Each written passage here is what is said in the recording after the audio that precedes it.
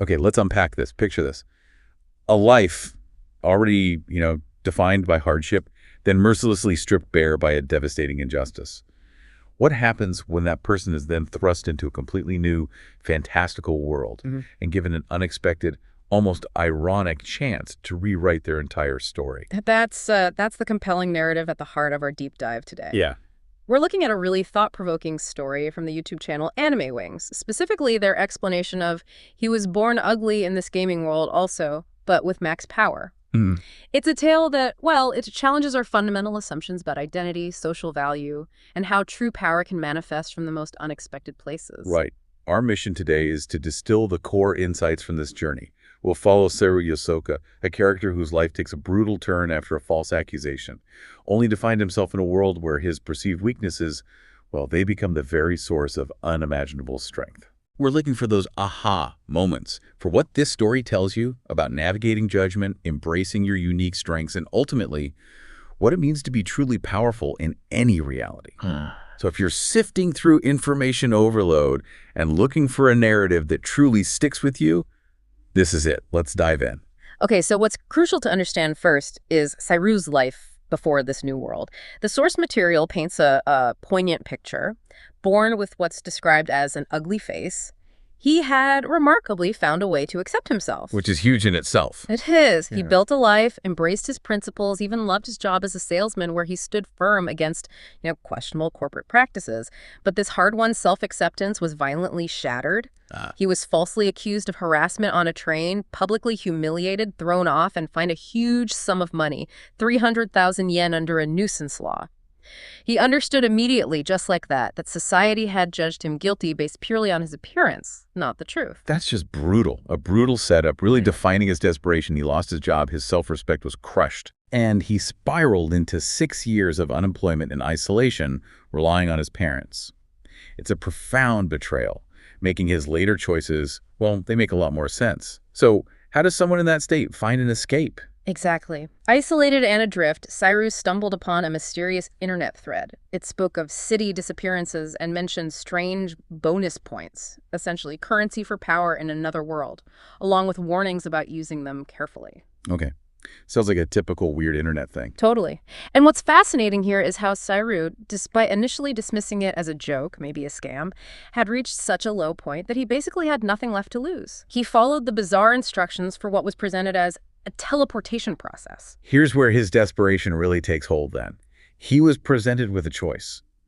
Proceed into the terrifying unknown or sacrifice half his age to return to his old life. Wow. He thought it was just a computer virus, But the overwhelming curiosity, the need to escape his suffocating existence, it pushed him to click next. I can almost see that. Then a character creation form popped up.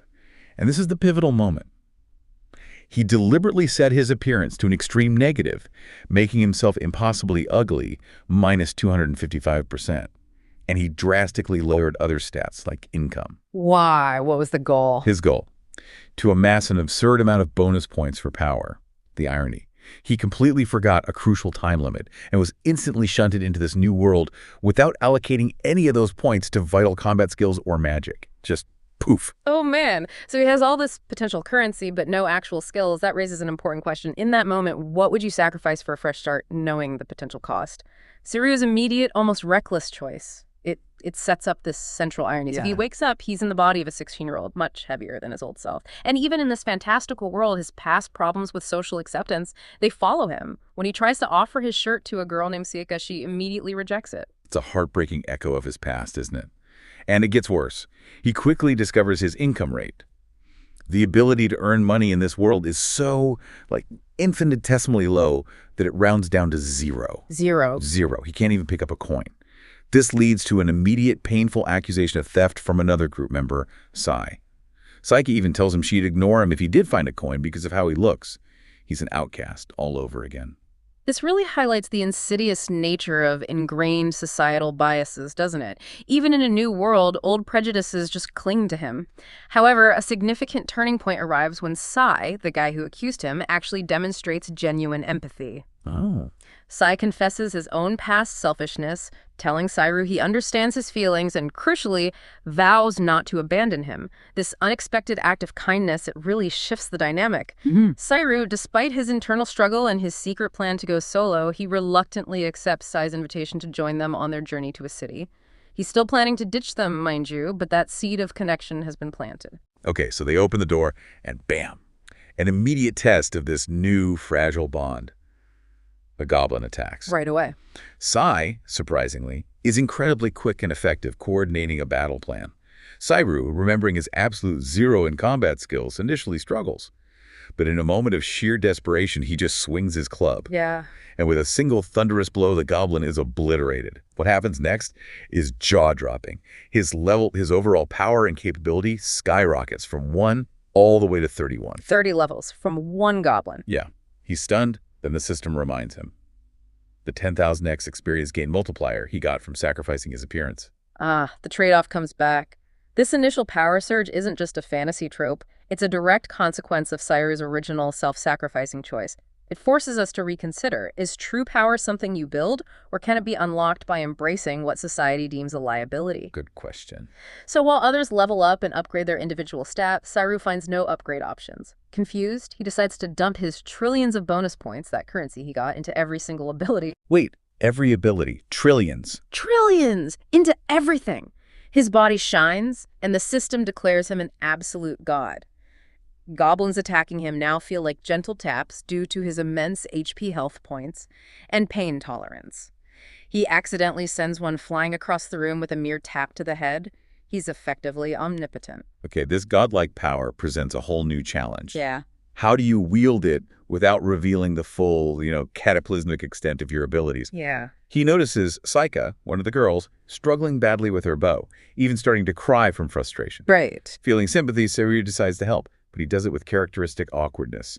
He pretends to be injured, inventing a fake bowstring syndrome. Bowstring syndrome. Seriously. To get her to hand over her bow, Yep. he uses his maxed-out dexterity to easily string it, impressing Saika, who thinks he was some kind of archery club expert back home. What's fascinating is his extreme caution. Yeah. He makes sure not to actually touch her. What? Because his incredibly low charm stat means any physical contact with the opposite gender could cost him a significant chunk of his HP. It's almost a cruel irony he can flatten the city, but a handshake could seriously hurt him. Wow. Okay, if we connect this to the bigger picture, it highlights that strength and vulnerability can be deeply intertwined.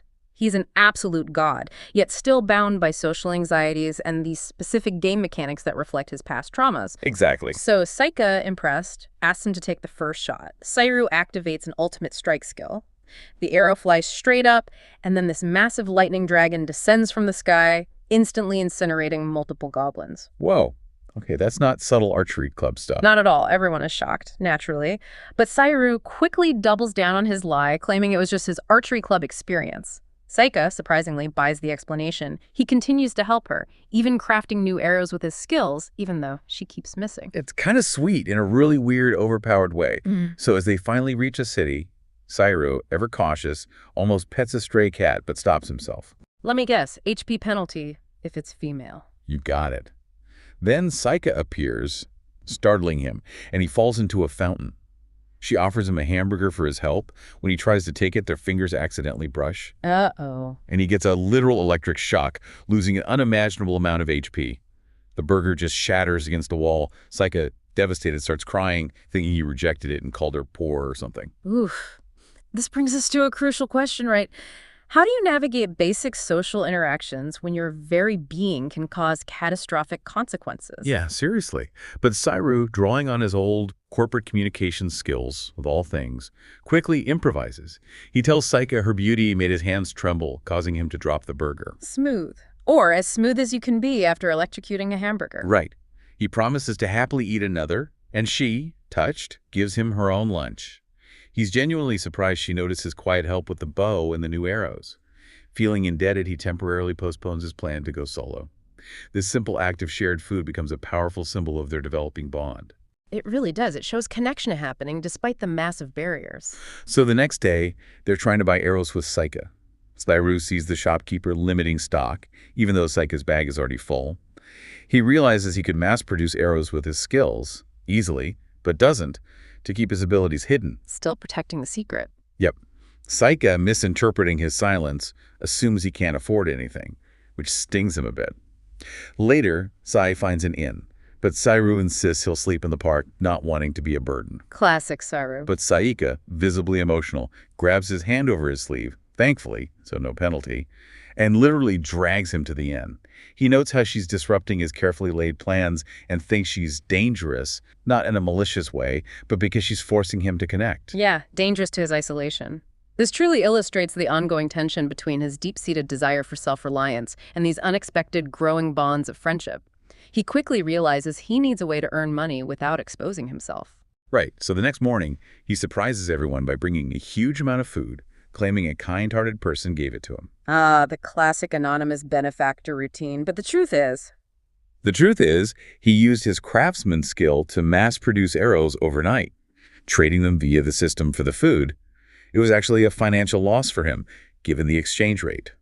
interesting. So he prioritized repaying Saika's kindness over profit. That says a lot. It does. Then Sai points out their lack of stable income, monsters don't drop actual money here, and suggests they need to find jobs.